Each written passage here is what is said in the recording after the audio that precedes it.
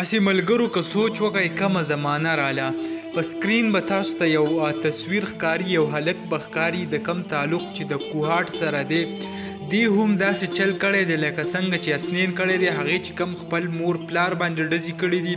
خو د هغې په نتیجه کې چې کم د هغې پلار وفات شوی او مور یې زخمي وه د دې د قیصه داسې ده چې د په خپل مور باندې ډزې کړي دي او د دې کومه مور چې ده هغه وفات شوې ده چل څه شوی نو مکمل تفصیل زه تاسو ته هغه شریک کوم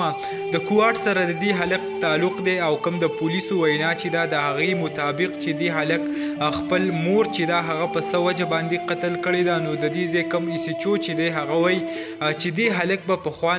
پخوا نه نشي کولی یعنې که موږ وګورو عمر یې هم ډېر زیات کم دی د حسنین په عمر باندې د 14-15-16 سال عمر کې دی وایي دې به نشي ډېرې زیاتې کولی نو دې به د مور نه پیسې غوښتي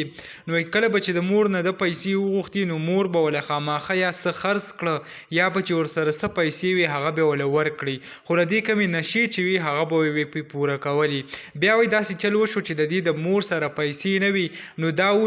ولګېد خپلې مور ته چې ما له پیسې راکړه نو د مور سره پیسې نه وي هغه ته انکار وکړو نو په دې باندې نشې دونه زیات اثر کړی چې دې ټوپک راواخیستو او په خپلې مور باندې په خپل جنت باندې هغې دې ډزې وکړي او د هغه ډزو په نتیجه کې چې دا د دې مور هغه د دې فاني دنیا نه لاړه او وفات شوه